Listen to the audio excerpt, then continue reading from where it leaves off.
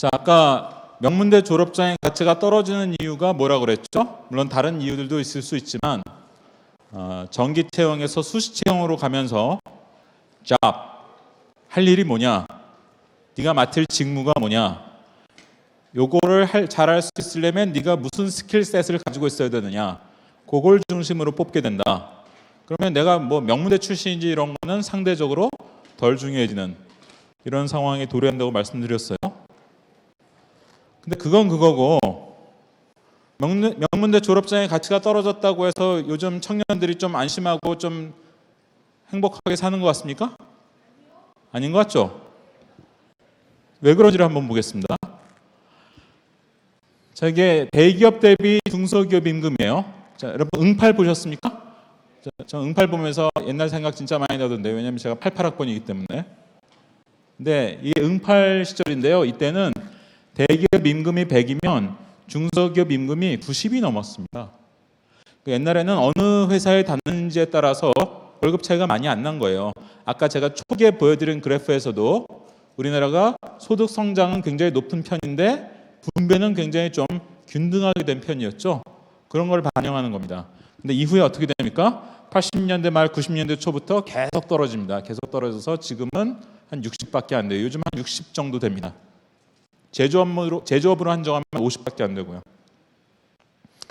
자, 지니계수, 이게 이제 소득 불평등, 소득 격차를 보여주는 지표인데, 소득 격차가 갑자기 커지는 게 바로 여기에서 파란색 선이에요. 파란색 선. 언제 푹 올라가죠? 국가부도의 날, 외환위기 때 소득이 굉장히 불평등해진다, 격차가 심해졌다, 이제 이런 것들을 보여줍니다. 그 뒤에는 비슷하게 갑니다. 자, 이게 요즘 많이 쓰는 지표예요. 소득 상위 10%가 전체 소득 중에 얼마를 가져가나.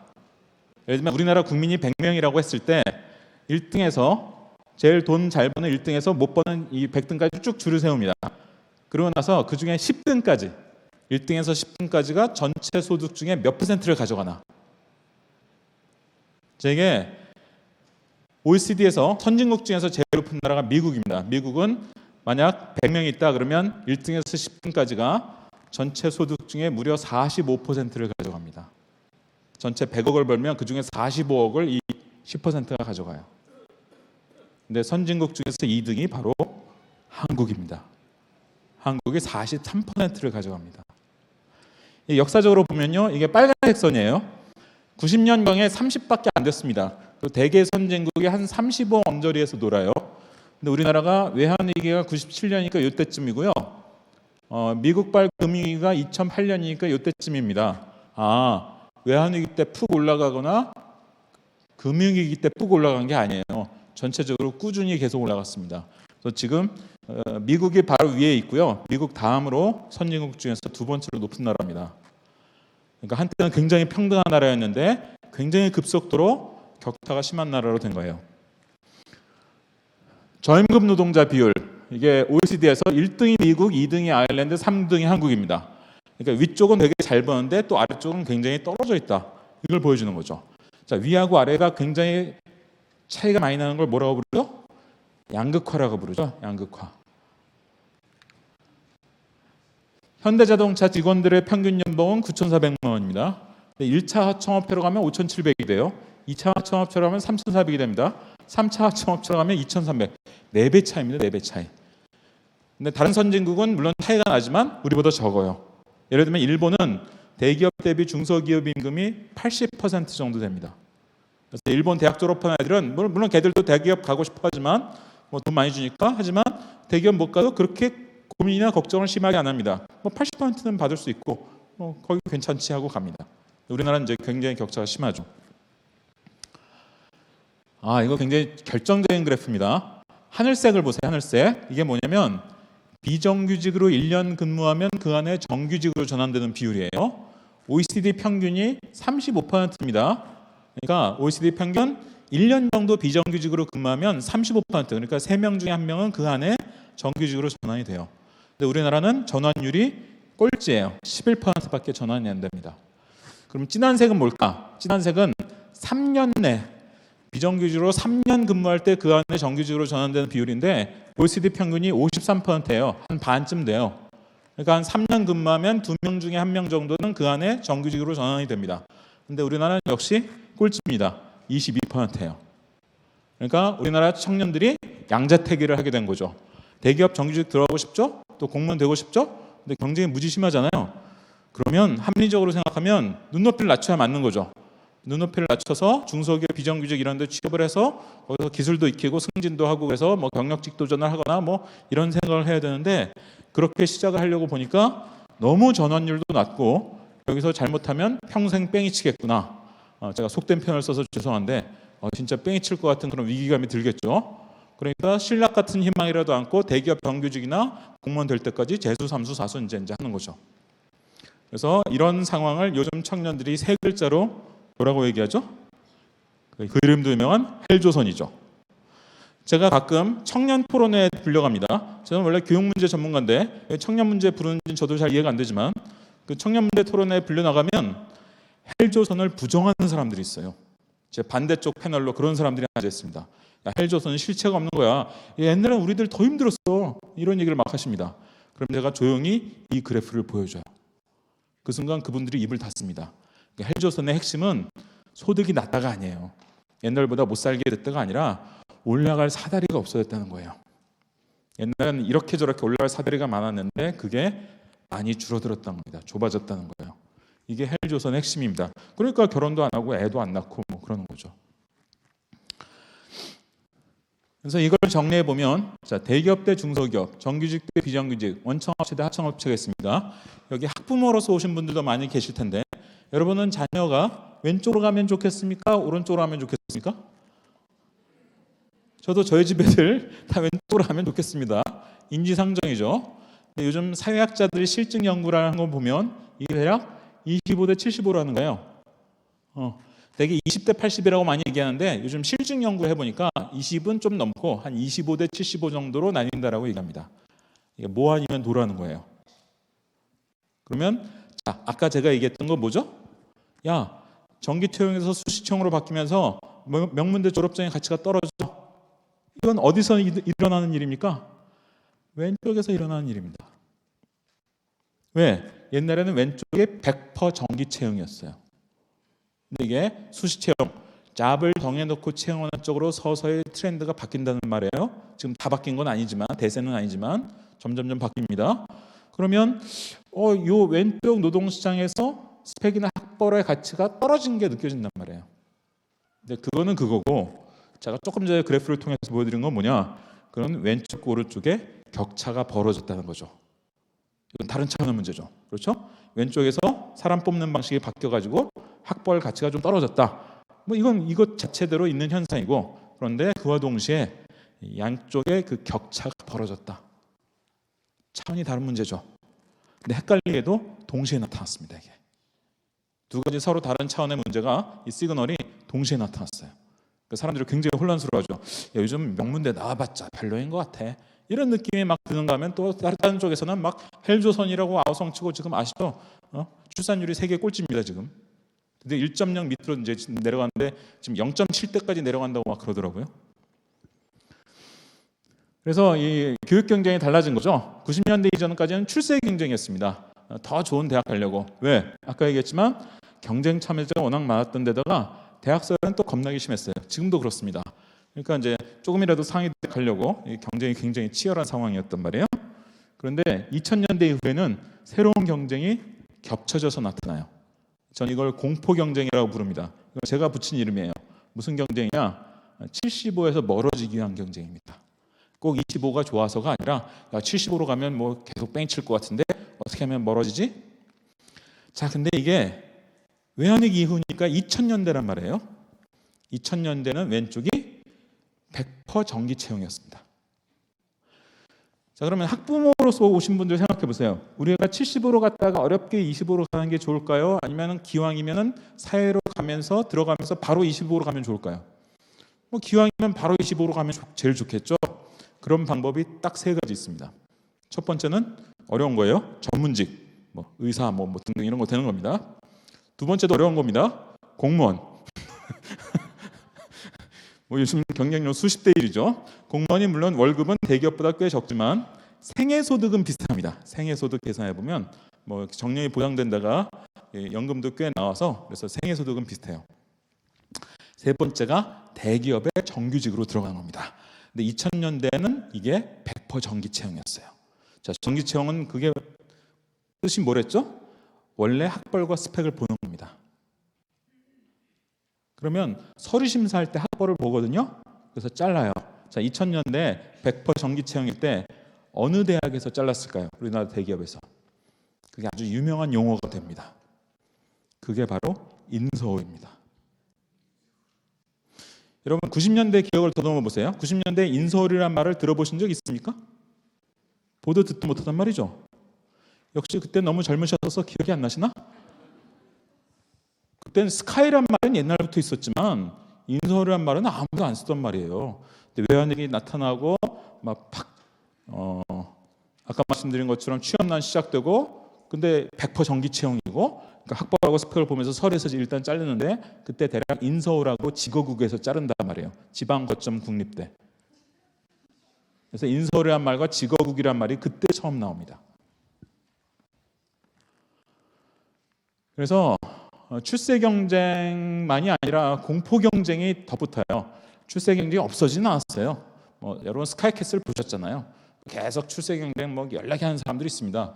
근데 그것보다 훨씬 폭넓은 저변에 어떻게 하면 좀 75에서 좀 멀어서 저쪽으로 좀 가까이 갈 수 있을까? 이런 경쟁이 덧붙어서 나타나는 거죠. 그래서 중요한 건 뭐겠어요? 그래서 어쩌란 말이냐? 이런 거겠죠? 그래서 어쩌란 말인데 자, 개인적 전략은 딱 두 가지예요. 일단 인서울 지거국 하는 전략이 있어요. 왜? 정기채용은 원래 그런 문이에요. 정기채용은 그 속성 자체가 학벌과 스펙을 보게 돼 있고요. 그게 도덕적으로 비난할 일이 아니에요. 채용 시스템, 고용 시스템이 원래 그런 거예요. 적당히 이거저거 잘하는 사람 뽑아가지고 교육도 시키고 해서 여기 굴렸다 저기 굴렸다. 요즘은 종신고용은 많이 해체됐지만 종신고용 할 것처럼 사람을 뽑아서 관리하는 게 그 정기채용의 문이에요. 그건 도덕적으로 비난할 게 아니고 나름 또 장점이 있었기 때문에 수십 년 동안 계속 굴러온 겁니다. 근데 그러려면 적어도 인서울 지거국 해야 돼요. 근데 하나의 전략이 더 있는 거죠. 그 전략이 뭐냐? 바로 잡에 대한 전문성을 쌓는 거예요. 이거는 또 하나의 관문이죠. 수시채용. 지금 여기 계신 학부모님들 애들 저기 사회 진출할 때쯤 되면 정기채용과 수시채용이 적어도 5대5는 될 거예요. 제가 0대 100이 된다 이렇게 얘기할 수는 없겠지만 적어도 5대5는 될 겁니다. 그러면 이쪽 문도 상당히 의미가 있어지는 거죠. 마인드 자체가 좀 바뀌어야 됩니다. 그리고 공포 경쟁에 대응하는 사회적 전략이 있죠. 이거는 사회 전체적으로 집단적으로 어떤 정책을 통해서 뭘 좀 바꿔보자. 제가 요즘 신경을 많이 쓰고 있는 건 대학. 아까 얘기했지만 우리는 사립대가 무지 많아서 유럽식 평준화는 어렵다. 근데 어떻게 하면 사립대하고 사회적 타협을 잘 해서 상향 평준화를 어떻게 좀 시켜볼까? 요즘 제가 이제 많이 들여다보고 있는 게 그 문제입니다. 그래서 절대로 개인적 전략이 인서울 지거국 전략만 있는 게 아니라는 거예요. 직업, 잡이란 게 뭐냐? 어떤 스킬셋으로 구성되어 있느냐? 자꾸 들여다보고 경험도 해보고 도전도 해보고 그런 것들에 대해서 감각을 가지게 되면 물론 이과는 좀 다릅니다. 이과는 그냥 전공 열심히 하면 되는 그런 경우가 많은데 이과가 아닌 경우에는 그런 경험이 굉장히 중요하다. 이런 말씀을 드린 거예요.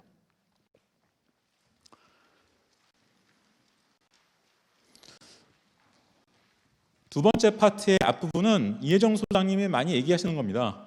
저도 자료는 약간 다를지 몰라도 비슷한 얘기여서 빨리빨리 넘어갈게요. 영국의 대입시험입니다. 물론 100% 논술형이죠. 객관식이 없습니다. 자, 역사시험인데 지금까지 배운 전쟁들 가운데 하나를 선정해서 전쟁이 사회를 발전시킨다는 명제의 타당성에 대한 자신의 의견을 내라. 여러분 전쟁을 하면 사회가 발전합니까? 파괴되죠? 가만히 보면 전쟁을 하고 났더니 사회가 좀 발전되는 경우도 있습니다. 이를테면 여성분들 많이 계신데 미국이나 영국의 여권 신장에는 전쟁이 굉장히 큰 영향을 줬어요. 전쟁 때 남자들이 다 전쟁터로 가잖아요. 그럼 그 일을 누가 합니까? 여자들이 했단 말이에요. 남자들이 하던 일을 여자들이 할 수 있네. 그게 처음으로 집단적으로 확인된 게 1차 세계대전, 2차 세계대전이었어요. 예를 들면 이런 것들을 얘기하는 거예요. 자, 히틀러가 2차 세계대전을 일으킨 이유가 1차 대전 이후 승전국의 가혹한 배상 요구로 인한 복수심 때문이라는 주장이다. 여기에 대한 자신의 견해를 근거를 들어 설명하셔. 이건 벌써 우리가 이제 역사 시험 보는 거랑 좀 느낌이 많이 다릅니다. 프랑스의 바칼로레아, 이 대입 시험도 100% 논술형입니다. 국어도 논술형, 수학도 논술형, 사회도 논술형. 프랑스는 철학이 유명하죠. 철학이 공통 필수인 나라는 사실 프랑스밖에 없어요. 그래서 프랑스가 그래서 또 유명한 거예요. 철학 문제인데 겁나게 짧습니다. 진리는 경험을 통해 확증됐으니까 딱 한 줄이에요. 그리고 한두 시간 써야 돼요. 우리는 욕망을 해방시켜 하는 거 아니면 욕망으로부터 해방되는 거예요. 여러분 욕망으로부터 해방되셨습니까? 그걸 18살짜리가 이걸 또 한두 시간 써야 됩니다. 그래서 얘들은 시험을 하루에 한 과목만 봅니다. 기껏해야 2과목 봐요. 그래서 영국 같은 경우는요, 시험을 한 달 내내 봅니다. 왜? 선택 과목끼리 겹치면 안 되니까.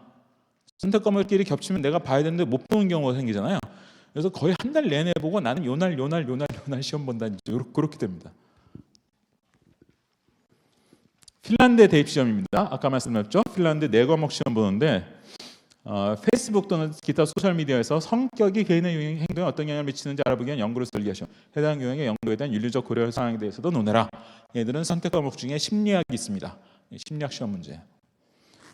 국어 문제인데 정치인, 운동선수, 기타 유명인들은 자신이 말하거나 행한 것에 대해서 유감을 표명하고 사과하곤 한다. 사과를 사회적 행위와 개인적 행위 중에서 어떤 의미로 받아들인 것이 타당한지에 대해서 논해라. 물론 문학적인 문제도 나옵니다. 근데 이제 실용적인 문제들은 이렇게 나오죠. 스웨덴 대입 시험 문제입니다. 파편화되는 사회보다 하나로 뭉친 공동체를 이루기 위해서 총리가 젊은이들 대상으로 프로젝트 아이디어를 공론한다. 총리에게 비는 서한문을 작성하라. 공동체 형성을 도모할 수 있는 프로젝트를 제안하고 왜 자신의 프로젝트가 투자할 가치가 있는지를 논하라. 이거 뭐 하라는 겁니까? 너 사업기획서 한번 써보라는 거예요. 사업기획서. 여러분 사업기획서 써보신 적 있으세요? 만약 써보셨다면 몇 살 때 써봤습니까? 근데 이거는 스웨덴의 만 18살짜리가 국어 시험장에 딱 앉으면 너 정부에서 수십억 투자한 프로젝트 해보려고 그러는데 너 한번 좀 좋은 기획서 한번 써봐. 이게 대입 시험 문제입니다. 독일의 대입 시험입니다. 수학 문제인데도 네 의견을 쓰라는 이런 문항들이 나와요. 그러니까 자료를 주고 자료를 좀 해석해봐라. 여기에 대해서는 네 의견은 뭐냐 이런 걸 물어보는 문제도 나오고. 참고로 이상의 국가들의 대입시험 수학 문항들을 살펴보면 문제를 풀거나 답을 구하라는 문항도 많습니다. 그런데 논리 전개 과정도 평가해서 답이 맞았다 할지라도 논리가 틀리면 감점이에요. 그러니까 논리 과정을 다 써야 돼요. 그리고 거꾸로 답이 틀렸다 할지라도 단순 계산일 뿐이고 실수일 뿐이고 논리 전개 과정에 허점이었으면 상당 수준의 점수를 줍니다. 저는 이건 덴마크의 사례를 본 건데요. 막판에 틀렸어요. 얘가 계산을 틀려가지고 답이 틀렸는데 논리는 다 맞아요. 근데 만점을 줍니다. 자, 만점 주는 거는 덴마크에서 봤어요. 여러분 수학의 핵심은 답을 빨리 맞추는 거예요? 아니면 논리 전개예요? 저는 수학은 논리력 때문에 흔히 배우는 거라고 얘기하잖아요. 그러면 논리를 채점해야 맞는 거죠. 우리도 옛날에 이런 시험을 봤습니다. 조선시대 과거 시험 기출문제를 보면 하늘의 변화는 어떤 이치다라는가 이런 철학적 문제도 나오고 공납을 토산품 대신 쌀로 바꿔내도록 하자는 의견에 대해서 논의라. 대동법 경기도에 시행하기 전에 광해군이 직접 낸 문제입니다. 광해군이 직접 문제를 냈어요. 노비 또한 하늘이 내린 백성인데 그처럼 대대로 천한 일을 해서야 되겠는가. 이거 세종이 직접 낸 문제입니다. 직접 출제했습니다. 일본인들이 울릉도 주변 우리 백성들의 어로 활동을 금지해달라고 청했는데 얘들 뭐 어떻게 하면 좋겠냐. 이런 문제였습니다. 여러분 조선이 그렇게 막 주입식 교육했던 나라인 것 같아요? 별로 안 그랬어요. 주입식 교육의 흔적은 왜 있냐? 한자를 배워야 되니까. 한자가 배우기 어려운 글자잖아요. 수천자 알아야 됩니다 옛날에. 그래서 한자를 배우기 어려워서 그게 주입식 교육이어서 그랬던 거지. 저 한양 가서 과거 시험 보려면 이런 거 해야 했습니다. 우리가 이걸 언제 잊어버렸을까요? 일제강점기에 잊어버린 거죠. 식민지니까. 일본 사람들이 조선 사람들이 뭘 배워가지고 자기의 논리, 자기의 아이디어, 자기의 사상 이런 걸 발전시키면 일본 사람들 입장에서 그 좋은 일이에요, 나쁜 일이에요. 천하에 몹쓸 일인 거예요, 그거는. 천하에 위험한 일입니다. 우리가 그걸 한 100년 지금 계속 한 거예요. 그리고 놀라운 게 뭐냐면 이런 교육이 그게 우리나라만 그런 게 아니고요. 그런 특징이 아시아 국가들이 대체로 그래요. 제가 지금 보여드리는 게 다 서양이잖아요. 아시아 국가들이 대개 정답이 있는 것만 질문해요. 정답이 딱 하나 있는 것만 질문하는 게 중국, 일본, 태국, 인도 이런 아시아의 주요 국가들이 대체로 그렇습니다. 유일한 예외가 그 싱가포르인데 싱가포르의 경쟁은 심하지만 대학 입시가 다 논술형이에요. 그 싱가포르의 대입 제도를 누가 만들어줬냐? 영국의 캠브리지 대학이 만들어줬어요. 캠브리지 대학에 하청을 줬어요. 싱가포르 정부가 독립을 늦게 했잖아요. 60년대 독립하면서 야 우리 대입 제도 만들어야 되는데 원래 영국 식민지도 했고 그러니까 야 네가 좀 만들어줘 해서 싱가포르는 영국어랑 거의 똑같은 걸 만들어줬습니다. 그래서 캠브리지 대학이. 싱가포르만 조금 달라요. 오늘 주제가 아이비에 대한 건데 이게 다 아이비 얘기라는 건 아시겠죠? 아이비 문항들하고 되게 닮았잖아요. 거의 똑같습니다. 아이비가 되게 특이한 게 아니라 유럽의 기준으로 보면 굉장히 보편적으로 많이 볼 수 있는 거예요. 핀란드 거랑 굉장히 비슷합니다. 특히. 근데 우리나라 학생들이 1학년에 뭘 깨닫냐? 정답은 문제집 뒤에 다 나왔다라는 놀라운 진리를 깨닫습니다. 그리고 또 하나, 내 생각은 중요하지 않구나. 저희 집 애를 키워보면 저희 집 첫째가 고2, 둘째가 중2, 둘째가 중3, 셋째가 초6, 넷째가 초4거든요. 지금 왜 저한테 박수를 치십니까? 저는 와이프가 하라는 대로 한 것밖에 없어요. 제가 한 게 아니에요. 와이프가 지령을 내면 전 충실히 이행했을 뿐이에요. 원래 와이프 목표가 4시였는데 그 목표를 달성할 줄은 저도 몰랐습니다. 사실. 어쨌든 저희 애를 키우면서 일반적으로 느꼈던 게 뭐냐면 초등학교 2학년을 넘으면서 질문이 없어집니다. 그러니까 저희 집 근처에 초등학교, 공립학교 보냈거든요. 근데 2학년쯤 되면 알게 되는 거예요. 애들이. 내 생각이 중요한 게 아니라 남의 생각을 빨리 맞춰야 된다는 거를. 출제자의 의도를 빨리 맞춰야 된다는 걸 벌써 아는 것 같아요. 그래서 제가 나름 관찰을 많이 했거든요. 근데 애 키우면서 2학년 지나면서 질문이 없어집니다. 그러니까 민주시민교육에 이렇게 하는 거죠. 민주시민교육이란 게 무슨 주입식으로 가치를 주입해서 되는 게 아니라 네 생각과 네 아이디어를 얘기하고 그걸 발전시키는 것 자체가 민주시민교육인 거예요. 그래서 혹시 교사분들 계십니까? 요즘 민주시민교육이라고 막 하는데 그거 어떻게 보면 그 인성교육 특별법으로 막 하는 거랑 비슷하게 하죠. 왜 그런 거를 다 그렇게 주입식으로 하려고 그러지? 이렇게 하면 이게 자체가 민주시민 교육인 거예요. OECD 35개국의 대입 제도를 한번 정리해 보면 대부분 입시를 가지고 있습니다.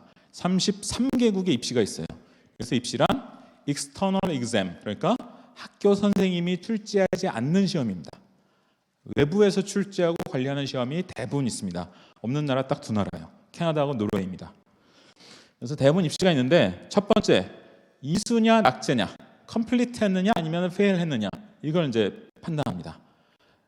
여러분 그거 아셔야 돼요. 우리나라가 OECD에서 유일하게 고등학교에 낙제가 없는 나라입니다.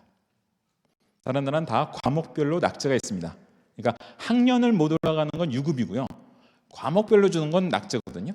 물론 낙제 제도가 나라마다 좀 다르긴 한데 이 학교 이 교사가 낙제 판단한 거하고 저 학교 저 교사가 낙제 판단한 게 좀 다르면은 좀 문제가 시비가 있을 수 있잖아요. 그래서 모든 나라가 그런 건 아니지만 상당히 많은 나라가 아까 얘기했던 핀란드, 영국 등등 프랑스 이런 나라들이 시험을 한번 봐요. 그냥 시험을 한번 봐서 넌 낙제야 이걸 줍니다. 그래서 일부는 많은 비율은 아니지만 일부는 낙제를 해요.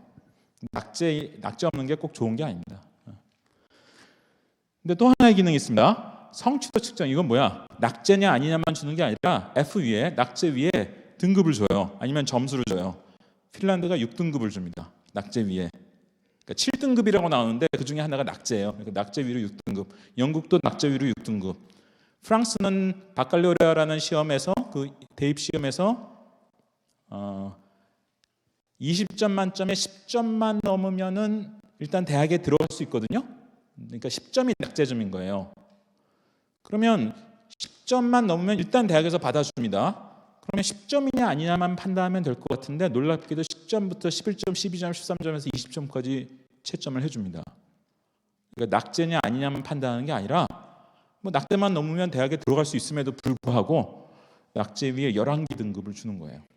독일이 낙제 위에 15개 등급을 줍니다. 그래서 성취도를 측정해요.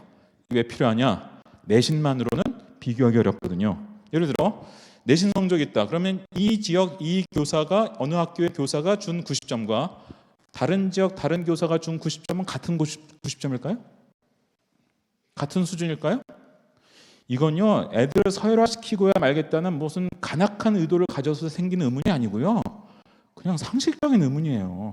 이 90점과 저 90점은 다를 텐데 때로는 상당히 다를 수도 있거든요. 이걸 해결하는 제일 좋은 방법은 그냥 한 날 한씩 시험 한번 보는 거예요.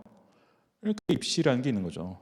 입시 이름은 다양해요. 뭐 인증시험, 뭐 졸업시험, 뭐 대입시험. 핀란드는 그냥 이름이 대입시험이에요. 그냥 뭐 이름은 다양한데 어찌됐든 다 이게 대학에서 학생을 선발할 때 활용이 돼요, 이 점수가. 근데 이 시험들이 되게 약제 여부를 인증하기도 하고 약제 위에 몇 등급이냐 성취도를 측정해서 비교할 수 있는 잣대를 제공한다, 이런 기능을 가집니다. 그리고 대체로 입시하고 내신으로 선발을 해요. 입시는 기회가 평등합니다. 그렇죠?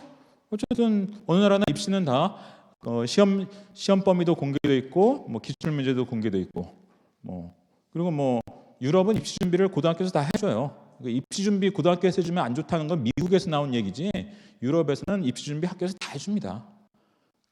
그럼 유럽은 입시 위주 교육을 학교에서 한단 말이야? 그렇습니다. 근데 하나도 이상하지 않네? 왜? 아까 우리가 본 그런 문항이 입시에 나온단 말이에요. 그러니까 유럽은 입시 위주 교육이 책 읽고 토론하고 탐구 활동하는 게 입시 위주 교육이에요. 왜? 입시가 그런 문항이 나오니까. 입시 위주 교육은 안 좋은 거야. 그거는 입시가 객관식인 미국에서 나온 관념입니다. 이따가 좀 설명드릴게요. 입시하고 내신은 기회가 평등합니다. 근데 비교과는 기회가 불평등하죠. 그렇죠? 비교과 좋을 것 같죠? 독서 이력 생각해 보세요. 독서 이력 좋은 것 같지만 교과에서 하는 독서와 비교과 독서는 다른 거예요. 교과에서 무슨 국어나 역사나 이런 시간에 독서 활동을 했다. 그와 관련해서 뭐 수행평가도 하고 애들 뭐 논술 평가도 했다. 그건 나름 기회가 평등한 거죠. 근데 비교과에 적게 되어 있는 독서 이력은 엄마 아빠가 고졸인 애의 독서 이력과 엄마 아빠가 대학원 나온 애의 독서 이력은 굉장히 다를 수밖에 없습니다. 그래서 이 비교과의 독서 이력은 좋아 보여도 기회는 상당히 불평등한 거예요. 비교과라는 게 원래 그래요. 그리고 제일 이제 애들이 열받게 하는 건 야 누가 뭐 어디 대학 연구실에 가서 연구를 했대더라 뭐 이런 얘기 들을 때 애들이 제일 열받죠. 하나 더 있다.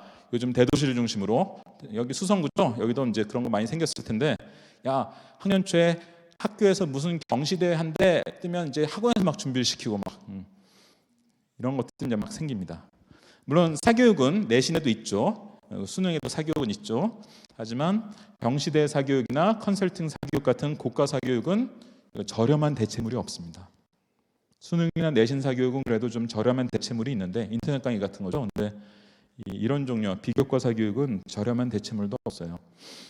근데 대체로 입시하고 내신으로 선발하는데 비교과가 들어가는 예외적인 나라가 있습니다.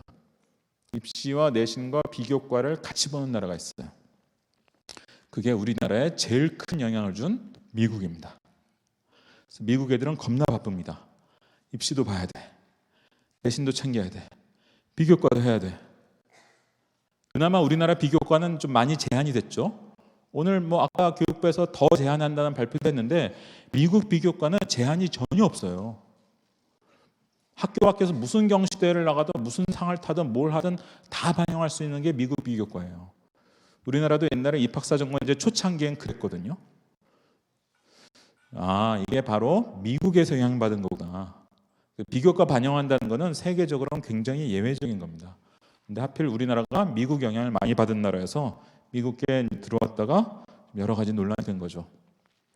입시는 대부분 논술형이에요. 35개국 중에서 객관식인 나라는 한국, 일본, 미국, 터키, 칠레, 멕시코입니다. 근데 터키, 칠레, 멕시코는 선진국이라고 보기엔 좀 그렇고 OECD 국가지만 선진국 중에서는 세 나라 있는데 공교롭게 한국 현대사에 가장 영향을 많이 준 나라가 두 나라 있습니다. 미국과 일본이에요.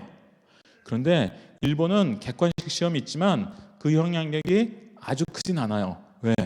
객관식 센터 시험이라는 게 있지만 본고사가 있습니다. 그리고 일본의 명문대 본고사들은 다 서술형입니다. 물론 아직은 뭐 정답이 있는 걸 요구하는 경우가 많긴 하지만 어쨌든 그래서 객관식 시험의 영향력이 우리만큼 크진 않아요. 미국은 어떠냐? 미국은 SAT 또는 ACT라고 불리는 오지선자 시험인데 고교 교육과 구조적으로 분리해놨다? 무슨 소리죠? 여러분 SAT 시험 1년에 몇 번 보는지 아십니까? 7번 봅니다. 아무 때나 가서 보는 거예요. 즉 뭐랑 똑같냐? 토익하고 똑같아요. 작년에 봐도 돼요. 재작년에 봐도 돼요. 지난달에 봐도 돼요. 근데 지난달에 내가 시험 보다가 배 아파서 망쳤다. 그럼 다음 달에 또 보면 돼요. 3번 봐도 됩니다. 무슨 얘기인지 아시겠죠? 자, 그러면 학교에서 미국 SAT 문제집을 풀어주는 수업을 할 수 있을까요? 하고 싶어도 할 수가 없습니다. 자, 우리나라 고등학교는 왜 수능 문제를 풀어줄 수 있죠? 연말에 한 번 보니까. 수능 연말에 한 번 보니까 그거 준비해 줄 수 있는 거죠. 미국은 입시가 객관식이지만 학교에서는 그걸 해줄래 해줄 수가 없는 거예요. 그래서 미국에서 입시 위주 교육에서 벗어나는 게 좋다라는 얘기가 나온 게 거기서 나온 겁니다. 걔네들 입시는 객관식이니까. 그래서 미국 고등학교 시험은요, 고등학교 중간고사, 기말고사는 다 논술형이나 수행평가예요. 근데 이제 반면 우리나라는 수능 영향력이 아직 굉장히 강하죠. 네 번째, 절대평가입니다. 상대평가하는 나라 어디 있어요? 입시는 그래도 혹간 상대평가가 가끔 있습니다. 뭐 터키 같은 나라가 입시가 상대평가예요. 하지만 내신이 상대평가인 나라는 OECD에 한 나라밖에 없습니다. 그게 우리나라죠. 그러면 서양 애들은 왜 이렇게 상대평가를 안 할까? 여러 가지 이유가 있는데, 자, 뭐라고 써놨죠? 상대평가를 하게 되면 성적 우수자가 선호하는 과목은 기피 과목이 된다. 자, 내가 물리를 선택하고 싶어. 자, 이과 애들 대학에서 제일 많이 써먹는 게 물리입니다. 물화생지 중에서. 하지만 수능에서 보면 물리 선택자가 제일 적죠. 왜? 물리 선택하는 애들은 공부 잘하는 애들이 많거든요. 그럼 내가 그 집단에 끼면 자동으로 분류해줘요. 상대평가니까. 그러니까 걔들한테 밀려서 5등급, 6등급, 7등급 할 수도 있는 거예요. 그러니까 좀 속된 표현이지만 깔아주는 애들이 많은 과목으로 가야 내가 유리한 거예요. 이 상대평가의 기묘한 속성이에요. 여러분, 물리가 어려워서 기피하는 줄 아세요? 아니에요. 요즘 문과생들은 과학탐구 선택 안 하거든요. 이과생들만 과학탐구 선택해요. 그러니까 수학이나 물리가 어렵다라고 느낄 만한 애들은요, 애초에 문과로 빠지기 때문에 물리가 어려워서 선택을 안 하는 게 아니에요. 또 숫자가 적어서 기피한다? 그건 논리적으로 말이 안 되죠. 선택한 숫자가 적다 할지라도 그 선택한 애들이 공부를 좀 못하는 애들이면 거기 끼면 오히려 유리해지죠. 숫자가 적다 많다의 문제가 아니라 그 과목 선택한 애들이 주로 공부를 잘하는 애들인 게 문제인 거예요. 그러면 다른 애들은 도망가게 됩니다. 사회도 마찬가지예요. 수능 사회에서 제일 중요한 건 제가 보기엔 경제하고 역사거든요. 경제 선택자 몇 %인지 아세요? 작년 수능에 2.6%였어요. 거의 멸종위기예요. 지금 꼴찌입니다. 꼴찌에서 2등이 3개 사는데 6%예요. 제일 중요한 게 제일 기피 대상이에요. 왜? 그거 선택하는 애들은 공부 잘하는 애들이니까 내가 거기에 끼면 내가 자동으로 불리해지잖아요. 그리고 아시죠? 제2외국어. 제2외국어 제일 선택 많이 하는 과목이 뭐죠? 아랍어. 작년 수능 제2외국어 선택자 중에 무려 70%가 아랍어를 했어요. 다른 거 다 합친 거 2배보다 많아요. 30%밖에 안 돼. 다른 거 다 합쳐도. 왜? 중국어 선택하려고 하니까 막 공부 잘하는 애들 많거든. 근데 뭐 없나 보니까 아랍어가 있네.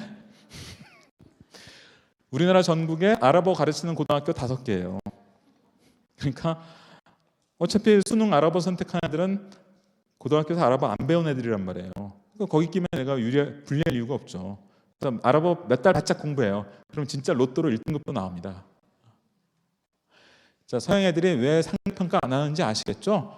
이게 합리적 선택이라는 게 불가능해요. 뭐 합리적 선택이 뭐 대단한 게 아니라 내가 좋아하는 과목 아니면 대학에서 좀 써먹을 것 같은 과목 이런 거 선택하는 게 합리적 선택인데 이게 불가능합니다. 이게. 그리고 주의할 건 절대평가는 등급대만 있는 게 아닙니다. 원점수제도 절대평가예요. 자, 몇 점 만점에 몇 점 끝. 이게 절대평가예요. 그렇죠? 이거 혹시 지금 학력고사 세대에 계십니까? 저랑 같은 세대. 그 점수제 절대평가입니다. 원점수 딱 몇 점 주는 절대평가예요. 수능도 초창기 10여 년간은 점수, 원점수를 주는 절대평가였는데 2005학년도 수능부터 원점수가 없어지죠. 지금 수능 성적표에는 최근 15년간 원점수가 없어졌습니다. 표준점수하고 석타 등급만 나오죠. 백분위하고 다 상대평가 지표만 나오죠. 그래서 요즘 수능은 완벽한 상대평가예요. 절대평가 지표가 원점수인데 이게 아예 나오질 않습니다. 그러면 OECD 대입제도가 이러면 우리나라는 굉장히 희한한 나라라는 걸 알 수 있죠. 뭐가 희한하죠? 첫 번째, 비교과 보는 나라 우리나라 빼면 미국, 영국밖에 없어요. 영국도 많이는 안 봅니다. 조금 봐요. 비교과 많이 보는 나라가 미국이죠. 굉장히 예외적인 겁니다. 독일 애들이나 핀란드 애들한테 동아리 활동이나 독서 이력 대학 갈 때 들어가냐고 물어보면요, 애들이 질문이 뭔 소리인지 이해를 잘 못해요. 진짜예요. 제가 질문해 봤어요. 두 번째, 대부분 논술형인데 예외에 속하는 이 나라 중에 한 나라가 우리나라입니다. 세 번째, 대부분 절대평가인데 우리는 수능도 상대평가할 뿐만 아니라 심지어 내신도 상대평가예요. 이건 진짜 희한한 겁니다. 우리나라 이 입시 제도가 굉장히 이상한 것만 모아놨구나. 아주 특이한 것들만 모아놓은 겁니다. 그래서 제가 옛날부터 우리나라 입시는 오래 못 간다.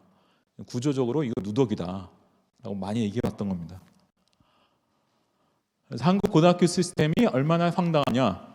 대입제도가 다 희한해요. 상대평가 내신에 선다형 입시의 비교과 반영에 굉장히 특이한 것들만 모아놨습니다. 두 번째, 아까 얘기했죠? 낙제가 없는 유일한 나라예요. 이거 진짜 별로 좋은 거 아닙니다. 사실 학교 와서 잠을 자도 졸업장을 줘요. 세 번째, OECD 평균 직업교육을 받는 학생의 비율이 평균 45%입니다. 우리나라가 19%밖에 안 돼요. 그럼 직업교육이 아니면 인문계 교육이라는 얘기죠. 여러분, 인문계가 영어로 뭔지 이해하셔야 돼요. 아카데믹이에요. 근데 우리나라 애들 중에 아카데믹한 게 적성에 맞는 애들이 무려 81%나 된다. 이거는 한민족이 아무리 우수한 민족이라지만 도저히 믿을 수 없는 얘기입니다. 즉 한국의 인문계고, 즉 일반고에는 적성에 맞지 않는 애들이 굉장히 많이 앉아있다는 얘기예요. 이게 우리나라 교육의 굉장히 불편한 진실이에요. 네 번째, 개인한테 권한 안 줘. 아까 제가 그런 얘기했죠. 왜 선진국에 외고가 없냐? 아니, 외국어 더 많이 내가 고르면 그게 외고예요. 과학고도 거의 없어요. 저는 과학고 나왔기 때문에 과학고가 다 있는 줄 알았거든요. 웬걸 다 뒤져봤는데 미국에 유명한 과학고 몇 개 있지 나머지 선진국은 과학고 없어요. 왜? 수학과학을 더 많이 수강 신청하면 그게 과학고예요. 걔들은. 근데 이제 유럽, 영국이나 미국에 비싼 사립학교가 일부 있죠. 비싼 사립학교가 일부 있는 거지 특목고는 거의 없어요. 특목고는. 어떻게 가능하죠? 개인에게 권한을 줘서 가능한 거예요. 학생에게 네가 뭘 원하는지 선택할 건지 네가 정해라. 물론 가이드는 해줍니다. 이런 거 하면 좋다, 이런 거 하면 네가 뭘 할 수 있다 가이드는 해주지만 애들이 다 골라요. 교사에게도 권한을 안 주죠. 교사습, 평가 방식에 대한 선택권 안 주잖아요. 내가 교과서 딴 거 쓰고 싶다. 가능합니까? 선생님들 좀 계실 것 같은데 가능해요? 절대 불가능하죠. 나 시험 문제 따로 내고 싶다. 가능합니까? 이걸 한번 질문해 봐야겠다. 우리나라는 일반에서 끝반까지 시험 문제가 똑같아야 됩니다. 교육부 규칙에 나와 있죠. 1년에 한 번씩 책자로 내려오는 그거 있잖아요. 학생부 기재요령 뭐 해가지고 이렇게 나오는 평가 방식 쭉 나와 있는 거. 거기에 따르면 학년 단위로 평균 내지 석차, 중학교는 석차는 없었지만 평균은 내야죠. 이거를 학년 단위로 매기게 돼 있습니다. 그러면 일반에서 끝반까지 시험 문제가 똑같아야 돼요. 자, OECD 35개국 중에 이런 규칙을 가진 나라가 몇 나라일까요? 딱 두 나라입니다. 그렇죠. 한국하고 일본이에요. 우리나라 교육이 고도로 일본적이에요. 아주 일본적인데 입시만 미국식으로 살짝 얹어놓은 거예요 지금. 그래서 예를 들어 내가 1, 2, 3반을 가르치는 역사 선생인데 이번에 임진왜란을 가르치게 됐으니까 난중일기를 읽히고 애들 토론도 시키고 그와 관련해서 뭐 논술형 평가, 수행 평가를 해야지라고 내가 아무리 생각해도 그걸 할 수 있을까요? 4, 5, 6반 가르치는 선생님은 다른 선생님인데 7, 8, 9반 가르치는 선생님은 다른 선생님인데 그러면 그 선생님한테 가서 이렇게 하자고 막 해야 되는데 그러면 나한테 동의가 돌아올까요? 왕따가 돌아올까요? 교권이 없는 거예요. 제가 우리나라 교사들에게 교권이 없다는 것을 충격적으로 확인한 게 2010년이었습니다.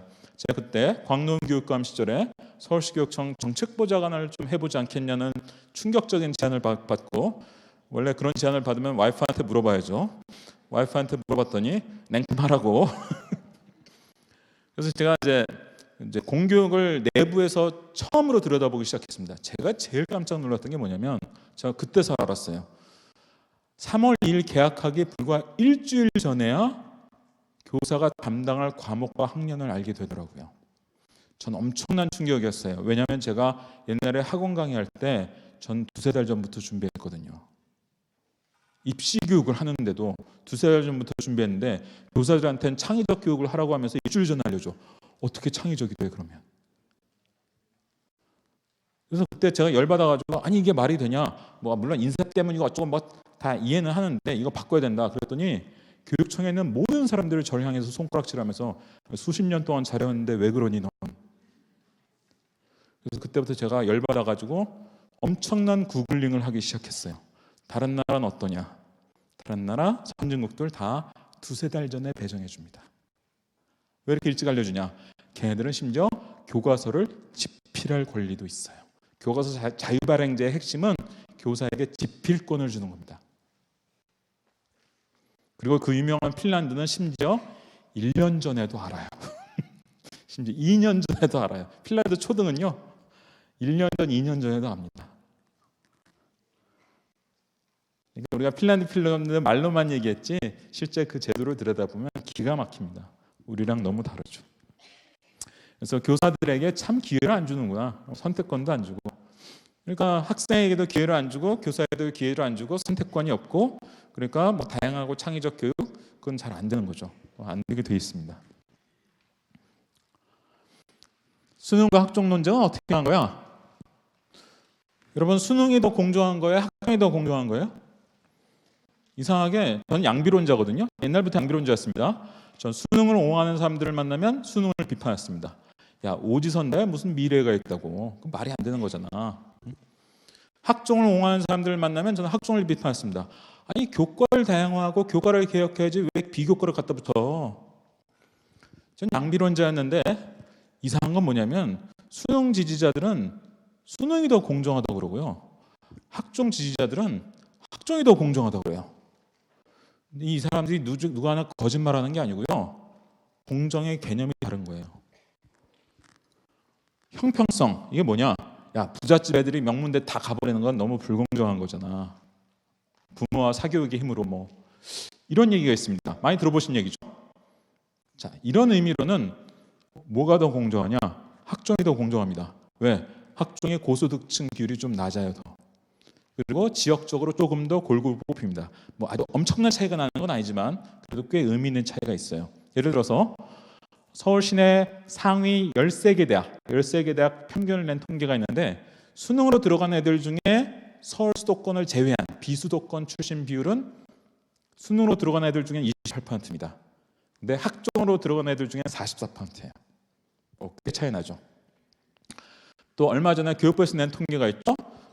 서울 시내 상위대학 13개 대학 거기는 포항공대도 포함됐으니까 서울대는 아니구나. 하여튼 상위 13개 대학 통계를 낸 게 있는데 수능으로 들어간 애들 중에 고소득층 비율은 75%. 굉장히 높죠. 학종으로 들어간 애들 중에 고소득층 비율은 65%. 이것도 높긴 높지만 그래도 10% 차이가 납니다. 그러니까 학종으로 들어간 애들이 조금 더 골고루 뽑히는 경향이 있다는 거죠. 이해가 안 되는데 뭐 학종 비교과에서 부모 찬스도 쓰고 막 그러는데 어떻게 더 골고루 뽑혀? 왜 그런지 아시죠? 자, 학종에는 내신이 들어가고 교사가 써주는 세특이 들어가고 비교과가 들어가는데 비교과는 뭐 말이 안 거 거죠. 여기에 뭐 학생활동 뭐 다양한 거 좋다 이런 의견도 있지만 부모 찬스도 쓰고 불공정하다 이런 비판이 많은데 학종에 비교과가 들어감에도 불구하고 내신 성적이 상대평가잖아요. 상대평가는 나쁜 거죠. 나쁜 건데 좋은 점이 딱 하나 있어요. 골고루 뽑혀요. 서울 대치동에도 4%만 1등급을 주는 거예요. 그리고 좀 학력이 떨어지는데도 4%딱 1등급을 주는 거예요. 똑같은 1등급이에요. 그러니까 상대평가 내신을 반영하니까 좀 골고루 뽑히는 경향이 생깁니다. 그래서 결과적으로 형평성을 기준으로 보면 학종이 더 공정하다. 그런데 공정의 이 개념만 있는 것은 아니고 비례성이라는 개념이 있습니다. 뭐냐? 야 실력이 비례한 결과가 나와야지. 가로치기 실력, 세로치기 결과면 좀 이렇게 그래프가 나와야지. 그거는 역시 입시죠. 수능 같은 거. 자, 아까 OECD 35개국 중에 무려 33개국의 입시가 있다. 왜? 입시라는 게 결국 제일 비례적인 평가 방식이라 그런 거예요. 왜? 내신은 편차가 있잖아요. 내신은 교사마다 학교마다 편차가 나잖아요. 우리나라는 상대평가니까 편차가 더 심할 수도 있고. 그리고 세특, 세특 참 좋은 겁니다. 교사가 이제 교과 과정에서 발견된 특성 적어주는 거, 우리나라 공교육에 여러 가지 준 영향을 줬지만 다른 한편에서는 어떤 선생님은 정성들을 잘 써주는데 누구는 진짜 누가 봐도 좀 대충 써주던데 편차가 납니다. 비교과 역시 편차 나죠. 기회도 좀 불공평하고. 그러니까 제일 비례적인 거는 역시 수능이야. 일리가 있는 얘기입니다. 그래서 형평성을 기준으로 보면 학종이 더 공정한 거고요. 비례성을 기준으로 보면 수능이 더 공정한 거예요. 비례성이랄까 또는 객관성이랄까 이런 걸 기준으로 보면 수능이 더 공정한 겁니다. 그러니까 둘 다 맞는 말을 하는 거고 충분한 근거가 있어요. 학종을 지지하는 분들은 야 형평성은 더 좋잖아. 또 이런 거 들어가면서 학생들의 다양한 자율활동들 활성화되니까 좋은 거 아니야. 공교육 개선 효과 있다. 세특 같은 거 들어가면서 수업 연구도 교사들이 확실히 열심히 하게 됐고 그런 것은 저는 진짜 일부러 진짜 평범한 선생님들 만나보거든요. 감투 전혀 안 쓰고 승진을 포기한 지 오래된 선생님들 일부러 그런 선생님들 만나봐요. 그게 진짜 밑바닥 정서니까. 근데 이분들이 솔직하게 사석에서 내가 학종 때문에 이 세특 때문에 교사 된 이래로 가장 수업 연구 열심히 한다고 하는 그런 선생님들이 꽤 있어요. 확실히 좋은 효과죠. 그리고 여러분 수능으로 들어간 애들하고 학종으로 들어간 애들 중에 어느 쪽이 대학 때 성적이 좋을 것 같아요? 학종이에요. 왜? 수능으로 들어간 애들은요 막판에 꼴 많이 바꿔요. 야 내가 좀 비인기 학과로 가면 그 대신 대학 간판을 한 칸 올릴 수 있어. 그래서 대학 간판과 전공을 맞바꿉니다. 많이 해요 그렇게. 그럼 가봤더니 적성이 안 맞아. 내가 기대한 게 아니잖아. 이런 경우가 숫하게 나오는데 학종은 요즘 아시다시피 전략적으로 준비하는 애들이 많거든요. 내가 정확히는 아니어도 대충 컴퓨터 관련된 걸 좀 할 거야. 그래서 여러 가지 활동도 그거 관련돼서 하니까 당연히 전공과 적합해지는 경향이 큰 거예요. 그리고 수능으로 들어간 애들은 대학 때 그 탈락률이 높아요. 학종으로 들어간 애들보다. 왜냐하면 재수 유혹을 많이 받으니까 내가 재수해가지고 몇 점 더 올리면 다른 대학 갈 수 있는데 이제 이런 생각 때문에. 근데 학종은 재수생을 많이 안 뽑기 때문에 그런 유혹이 적거든요. 그러니까 학종을 지지할 만한 충분한 이유가 있어요. 근데 수능을 지지할 만한 이유가 있죠. 비례성. 아까 얘기했죠. 비례성이 공정한 거야라고 믿는다면 그럼 수능이 더 공정한 게 맞는 거고 비교과 아무리 좋은 점도 있다고 하지만 부모 찬스도 쓰고 사교육 찬스도 쓰고 점점 심해지던데 내가 그런 꼴 못 보겠어. 이런 의견도 있는 거고 이게 참 큰 거예요. 수능이 많아지면 사교육이 커진다. 별로 그렇지 않아요. 최근 2016, 17, 18, 3년 연속 사교육이 가파르게 올랐습니다. 2000년에서 2015년은요 사교육이 거의 안 움직였어요. 1인당 사교육비가 2010, 11, 12, 3년간은 조금씩 내려갔고요. 14, 15년도 2% 정도 올랐습니다. 매년 물가 상승률이에요. 그런데 학종이 대세다라는 판단을 사람들이 하게 되면서 사교육이 가파르게 요즘 1년에 10%씩 3년 연속 올랐습니다. 왜? 챙길 게 많잖아요. 내신 성적만 챙기기도 버거운데 이런 거 좀 욕심껏 좋은 대학 가고 싶으면 이런 거 다 챙겨야 되고 또 황당하게 수능도 챙겨야죠. 최저학력 기준. 물론 최저학력 기준은 요즘 많이 줄긴 했습니다. 지금 최상위 17개 대학 평균 낸 걸 보니까 학종 중에서 수능 최저학력 기준을 요구하는 것은 정원 기준으로 32%밖에 안 돼요. 이제 학종 중에서 수능 최저 요구하는 게 많이 줄긴 했어요. 하지만 얼마 전까지만 해도 상당히 많았거든요. 또 줄긴 했지만 3분의 1 정도는 아직 수능 최저를 요구하니까 학종으로 대학 가려면 내신도 챙겨야지, 비교과도 챙겨야지, 수능도 챙겨야지 할 게 많은 거예요. 그럼 부담이나 사교육을 줄이는 데는 당연히 불리합니다. 여러 가지를 복합적으로 요구하면은 부담과 사교육이 커져요. 그래서 수능을 지지하는 사람이나 학종을 지지하는 사람이나 상당히 명확한 근거가 있는 거고 둘 다 거짓말하는 거 아니에요. 자, 비정규직이 정규직화된다고 했을 때 우리나라 청년들이 발끈했습니다. 왜? 불공정하다고. 왜 그랬을까요? 정규직과 비정규직은 격차가 크잖아요. 격차가 크면요, 공정함에 대한 요구가 높아져요. 얘는 왜 여기로 가게 됐고 나는 왜 저기로 가게 됐는지 누구나 납득할 수 있는 합리적이고 일관적인 기준을 좀 제시해 달라. 근데 나는 어렵게 선발을 거쳐가지고 정규직 됐는데 누구는 우연히 그 시절에 비정규직으로 고용되었었던 이유로 상대적으로 손쉽게 정규직이 되면 열받는 거죠. 불공정해 보이는 거예요. 이때 공정함은 바로 비례성입니다. 너무 불비례하다는 거죠. 또 사실 로스쿨 논쟁, 지금도 여론조사해 보면요, 사실 다시 부활시키자는 여론이 훨씬 높아요. 과거 사실 폐지된 게 2017년이죠. 그 전에도 여론조사해 보면 사실 일부라도 계속 유지하자는 여론이 훨씬 압도적이었습니다. 이게 보수 진보 문제가 아니에요. 오히려 진보 쪽에 조금 더 높게 나와요. 이게 사실 유지 지지율이. 왜 그랬을까요? 격차가 크잖아요. 법조인이 되느냐, 변호사, 판사가 되느냐 못 되느냐 격차가 크니까 누구나 납득할 수 있는 객관적이고 누구나 납득할 수 있는 기준에 의해서 이 격차가 배분되기를 바라는 거예요. 수능 학종 논쟁도 비슷한 겁니다. 격차가 큰 만큼 높은 수준의 공정함, 여기서는 이제 비례성이죠. 이걸 요구하게 되는 거죠. 대중심리는 점점 이렇게 진화됐어요. 왜? 사회적으로 계속 격차가 심해지니까. 아까 제가 1교시에 그래프로 보여드렸잖아요. 2교시 초반에 보여드렸잖아요. 사회적으로 격차가 점점점 심해지니까 격차가 심해지면 여러분은 어떤 느낌이 들어요? 격차가 일단 줄길 바라요. 줄어들길 바라는데 줄었습니까? 어느 정권이 집권한다고 줄었나요? 안 줄었어요. 이 당이 집권하나 저 당이 집권하나 격차가 줄지 않았단 말이에요. 그럼 사람들은 야, 격차가 줄면 좋겠지만 어차피 줄 수 없다면 공정하게 지위를 좀 배분해달라. 이 요구가 커지는 거예요. 대학도 마찬가지죠. 4,300만 원어치 서비스와 1,500만 원어치 서비스를 배분하는데 가장 비례성 높은 방식을 배제하거나 모호하게 만들면 그러면 이거 불공정하다는 느낌이 드는 거죠. 격차가 크니까 그만큼 공정해야 된다는 요구가 강해지는 거예요. 그래서 저기 제목이 뭐라고 되어 있죠? 대중심리. 대중심리는 격차가 큰 만큼 공정함을 강조하는 쪽으로 점점 진화가 됐어요. 근데 대입제도는 반대로 진화를 했어요. 입학사정관제, 학종, 또 근원적으로 2000년대 수시를 늘리면서 여러 가지 희한한 전형들 막 만들고 한 줄 세우는 게 아니라 여러 줄 세우기다 해서 막 그러니까 뭔가 점점 모호해지고 비례성이 떨어지는 그런 것들이 눈에 보인단 말이에요. 그러다가 아까 얘기한 것처럼 전통적인 대학 간 격차에 대해서 일자리 격차가 심해지니까 격차가 심한 만큼 공정하게 배분해달라 이런 요구가 커진 거죠.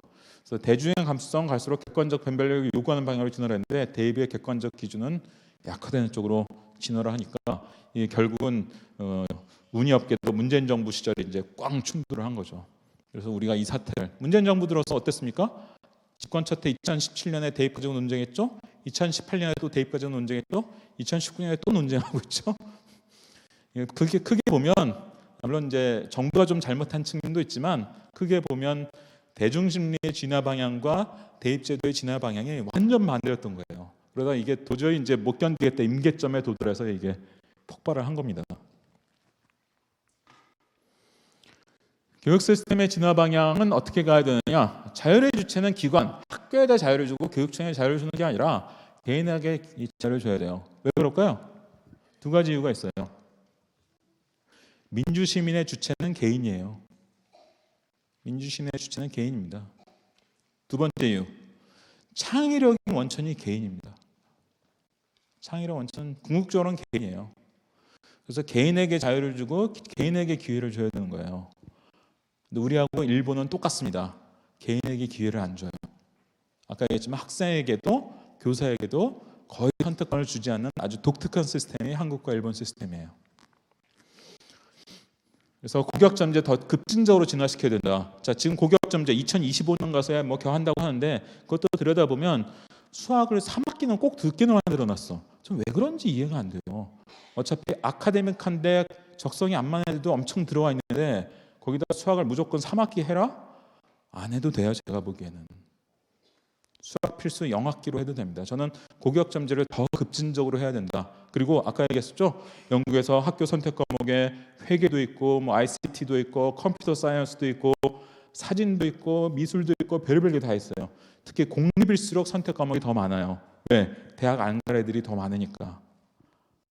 대학 안 갈 애들이 많으면 선택권을 더 늘려줘야 되는 겁니다. 그래서 고교학점제는 더 급진적으로 해야 된다. 교과서 자유발행제 아까 얘기했죠. 교사에게 교과서 집필권 줘야 됩니다. 다 집필하는 거 아니에요. 자신 없으면 출판사가 만든 거 갖다 쓰는 거예요. 근데 내가 자신 있으면 자기가 집필하는 거고 그렇게 돼 있어요. 여러분 그 시중에 나오는 핀란드 초등학교 수학 교과서 몇 개 있거든요. 그 중에 하나는요. 제가 직접 우리 애들 키우면서 제가 써본 건데 교사 개인이 직접 쓴 교과서예요. 그게 핀란드 출판사에서 나온 게 아니라 핀란드 교사 개인이 쓰던 교과서를 우리나라에서 좀 몇 가지 나온 핀란드 수학 교과서 중에 하나가 그런 거예요. 제가 직접 저희 집 애들 키우면서 써봤는데 진짜 좋아요. 왜? 학교 현장에 있으니까 애들 눈높이를 정확하게 아는 거예요. 저 높으신 분보다 훨씬 잘하는 거죠. 우리는 맨날 교과서 이런 거 높으신 분들이 만드니까 잘 안 되는 거죠. 수능은 점진적으로 논술형 시험을 변경해야 된다. 우리나라에서 입시를 폐지해야 된다는 주장하는 분들이 있는데 OECD 35개국 중에 무려 33개국이 입시가 있고 입시가 있는 나름의 이유가 있는 거예요. 그래서 제가 보기에는 입시는 버리기 어려워요. 기능적으로.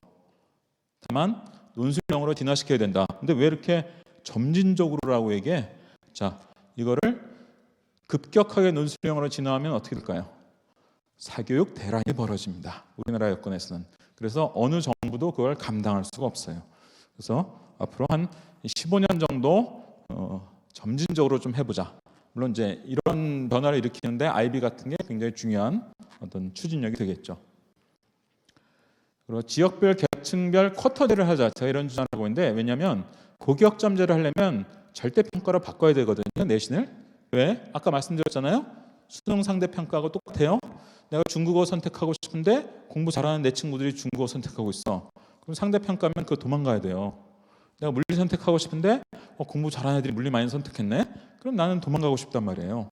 그래서 아이들한테 이런 선택권을 주려면 등급제든 원점수제든 절대평가로 가야 됩니다. 내신도 마찬가지로 절대평가로 가야 되는데 문제는 뭐냐?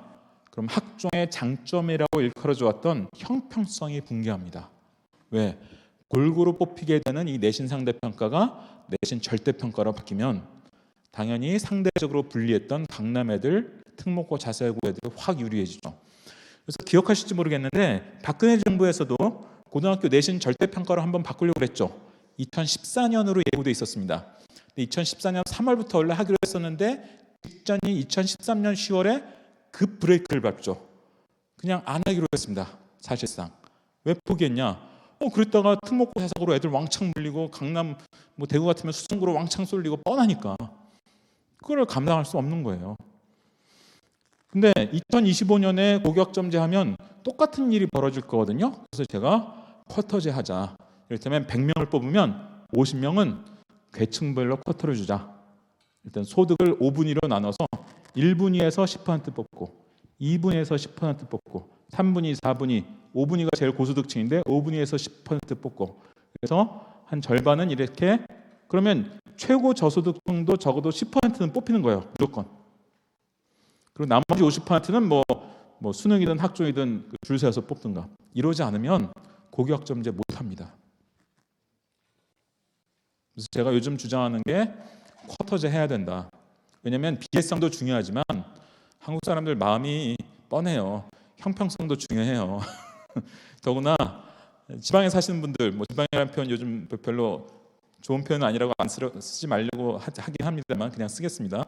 지방에 사시는 분 입장에서는 내신 상대평가 때문에 어쨌든 좀 좋은 대학에 접근할 수 있는 기회가 높아지는데 내신 절대평가로 바뀌면 그게 확 없어진단 말이에요.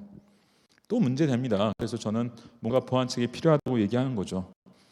그리고 대입 경쟁 줄이기 위한 사회적 대타협이 필요하다.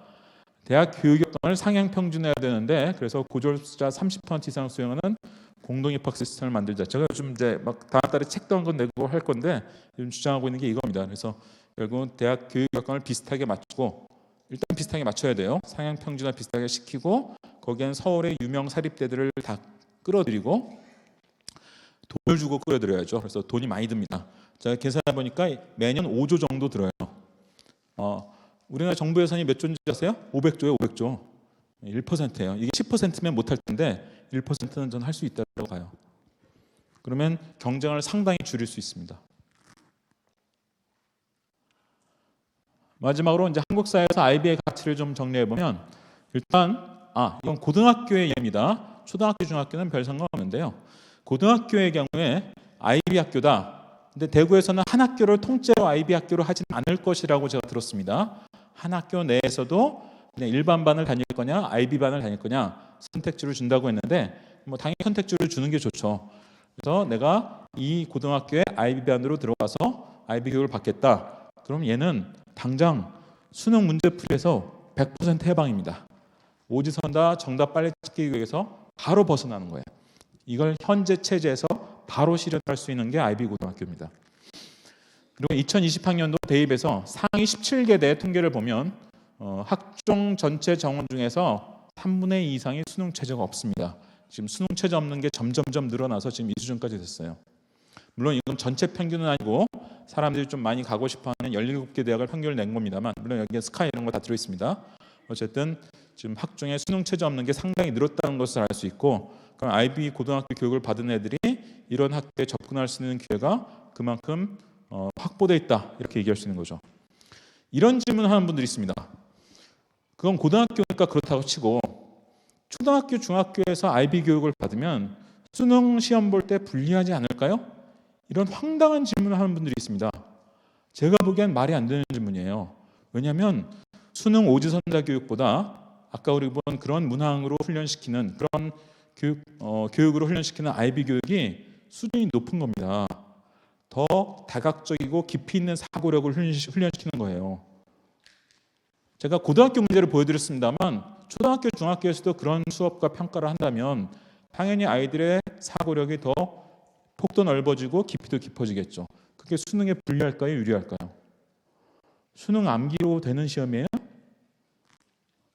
그건 학력고사죠. 학력고사는 그냥 외우고 있으면 딱 답이 나오는 게 많았단 말이에요. 수능으로 되면서 중요한 변화가 뭐죠? 교과서에서 지문 안 나오죠? 여러분, 수능 시대 교과서에서 지문 나오는 비율 몇 %입니까? 국어나 영어에서 거의 없어졌단 말이에요. 물론 요즘 EBS 교재 반영 때문에 약간 퇴색되긴 했습니다만, 그래서 초등학교, 중학교까지 아이비 교육을 받은 애들이 고등학교 때 내가 수능으로 고등학교 갈래, 수능으로 대학 갈래 해서 수능 문제 열심히 풀어주는 고등학교를 다니거나 아니면 별도로 학원 교육 받아서 수능 시험 보는데 전혀 불리하지 않아요. 오히려 유리하면 유리했지 불리하지 않습니다.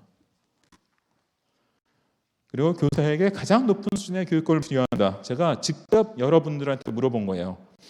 경기외고가 아이비를 하고 있죠. 물론 영어판이지만, 대구에서 하려는 한국어판이 아니라 영어판이지만, 그리고 제주도에 있는 국제학교 몇 군데, 또 송도에 있는 국제학교에서 아이비 영어판 교육을 하고 있는데 그 교사 중에 일부는 한국의 일반 공립학교 교사였던 분들이에요. 그러다가 근데 이분들이 영어를 잘하는 분이고, 그래서 아이비 학교 영어 채용이 되거나, 경기외고에 있는 선생님들 중에는 영어를 잘 못하지 않아도 아이비 교사를 하는 분들이 있어요. 왜? 경기외고 선택 과목 중에 한국어가 있거든요. 아이비 중에 영어가 물론 이제 하나 들어가고 다른 언어를 하나 하게 되는데 한국 애들은 당연히 한국어를 하거든요. 자, 영어판인데도 불구하고 한국어가 한 과목 들어간단 말이에요. 그래서 그 선생님은 영어를 잘 하지 못하지만 원래 한국의 공립학교에 있다가 그 경기외고로 옮긴 선생님이에요. 자, 이런 제주도에 있는 또는 경기외고에 있는 이 선생님들한테 제가 물어봤습니다. 옛날에 학교에서 수업하고 평가할 때에 비해서 어떠냐? 답이 자유도가 100배 커졌다는 거예요. 교과서를 쓸 수 있게 허용하는 게 아이비입니다. 아까 말씀드렸죠. 이건 아이비만의 특징이 아니라 많은 선진국에서 하고 있는 거예요. 그리고 내가 일반에서 끝반까지 시험 문제가 똑같아야 되느냐? 그렇지 않다는 거예요. 물론 이제 나중에 우리나라 나이스에 집어넣을 때는 그게 어떻게든 뭐 이상하게 보정을 해서라도 뭐 평균을 맞춰서 집어넣어야 되겠지만, 그래서 우리나라 시스템이 약간 보정을 해야 되는 문제가 있긴 있어요. 하지만 교사 개개인에게 최대한의 자유를 주는 이런 시스템이라는 특징이 있죠. 그리고 이제 국가적으로 보면 수능을 논술형으로 진화시킨다라고 하는 게 굉장히 중요한 사회적 의제가 될 겁니다. 벌써 저 말고도 그런 얘기를 하는 분들이 꽤 지금 생기고 있는 상황이에요. 근데 이 상황에서 IB가 굉장히 좋은 레퍼런스가 될 거예요. 그래서 IB를 참조해서 KB를 만들다. KB라는 말을 누가 만들었냐? 제가 만들었습니다. 뭐 대단한 창의력이 필요한 건 아니겠죠? 야, 우리나라 어차피 수능 논술용으로 진화시켜야 되니까 그 이름 한번 KB라고 불러보면 어때? 라고 그냥 얘기한 것뿐입니다. 근데 점점 많은 사람들이 관심을 가지고 그런 방향으로 얘기가 되어가고 있어요. 이거 중요한 겁니다. 프로젝트 수업 및 평가의 제도화 노하우. 여러분 수행평가 때문에 죽겠죠? 교사는 수행평가가 좋은 거란 얘기도 많이 들었고 또 요즘 수행평가 몇 % 이상 하라고 하니까 점점 늘렸습니다. 하지만 학생과 학부모는 죽을 맛이죠. 왜? 중간고사, 기말고사는 옛날처럼 그대로 하면서 플러스 알파로 수행평가가 붙어있단 말이에요. 또 그중에 상당수는 솔직히 말해서 집에서 해야 되는 숙제입니다. 심한 경우는 엄마가 대신해 주기도 하죠. 아니면 사교육을 붙이는 경우도 생깁니다. 그 문제가 있는 거죠. 제가 아까 프로젝트 얘기했죠. 자, 이런 선진국에서 하고 있는 프로젝트하고 우리나라에서 지금 만연되어 있는 약간 잘못된 방식의 수행평가는 뭐가 제일 다를까요? 선진국에서 하고 있는 프로젝트는 교사가 계속 피드백을 준다는 겁니다. 계속 지도한다는 거예요. 여러분 앞으로 한 학기 동안 무슨 어플리케이션을 만들지 한번 정해보세요. 그래놓고 애들이 전 뭘 만들겠습니다 하면은 반드시 피드백을 줍니다. 기획서 한번 써와봐. 기획서 보고 반드시 피드백을 줍니다. 그래야 애가 발전하는 거죠. 성장하는 거죠. IB에는 그게 기본으로 들어있죠. 교과의 기본으로 들어가 있습니다. 그래서 과제형 수행평가에서 교사 지도가 수반된 프로젝트로 진화를 시켜야 되는데 이 진화하는데 굉장히 좋은 본보기, 모델 케이스가 되는 게 IB 교육이에요. IB는 기본으로 이걸 하게 돼 있어요. 주요 교과에서 다. 그래서 한국 사회에서 IB가 이런 가치를 가진다라고 정리를 해볼 수 있겠습니다.